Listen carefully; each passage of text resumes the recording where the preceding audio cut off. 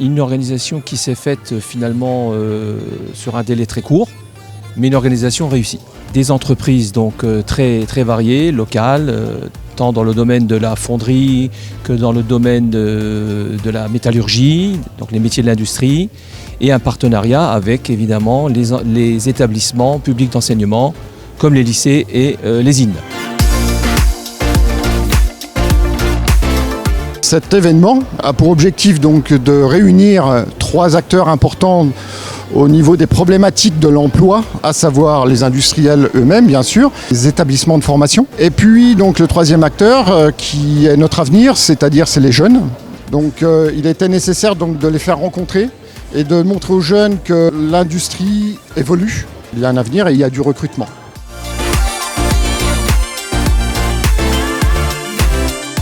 Quel beau challenge et quel beau défi pour les jeunes qui souhaitent, je dirais, rencontrer un métier où ils vont évoluer et où ils vont utiliser toutes ces nouvelles technologies qui se présentent à nous.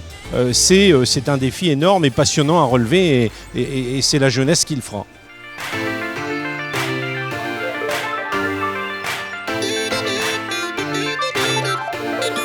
On a des formations dans ce secteur qui a des besoins et donc on est là, on le soutient, on le finance et on continuera à le faire. Aujourd'hui, on le voit, il y a des difficultés de recrutement, il y a des jeunes qui ne vont pas dans ces formations, on a besoin de conforter ces formations, on a besoin de remplir ces formations parce qu'elles vont remplir également nos entreprises. Il y a des emplois disponibles, des emplois aujourd'hui qui sont bien rémunérés et donc c'est important aujourd'hui d'avoir ce type de salon.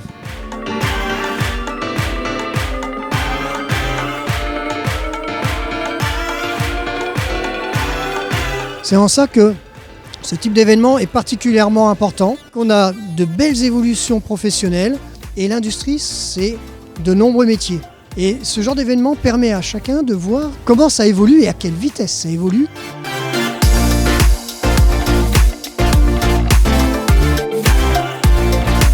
Des jeunes qui ont osé se lancer, qui ont osé poser des questions et donc même intéressés de se dire d'avoir des choses concrètes. Je pense que beaucoup recherchaient d'avoir des points de vue concrets sur nos métiers, sur à quoi ça ressemble derrière les grands bardages d'industrie. Qu'est-ce qu'on peut retrouver là-bas ? On a un problème de matières premières, ça c'est évident, mais on a aussi aujourd'hui de plus en plus de problèmes de recrutement et de jeunes qu'on aimerait bien inviter à travailler avec nous parce que ça manque cruellement de main-d'œuvre, de techniciens, d'ingénieurs. Dès le collège, ils s'intéressent, ils se renseignent de savoir ce qu'ils pourraient faire. Alors il y en a beaucoup qui découvrent, qui ne connaissent pas du tout les métiers, donc ils sont même surpris de voir qu'il y a autant de métiers dans l'industrie. Mais c'est pour ça aussi qu'on est là, c'est que c'est important qu'on communique sur tous les métiers de l'industrie. Ça permet aux élèves du collège Notre-Dame de se rendre compte des métiers dans la technologie, profiter de l'occasion pour découvrir à l'aide du camion qui est derrière moi les centres d'usinage, les bras articulés, les hologrammes, tout ça. C'est vraiment une super occasion pour eux de sortir aussi un petit peu du collège et d'aller sur les lieux d'un lycée technique et aussi de découvrir le camion qui est derrière moi.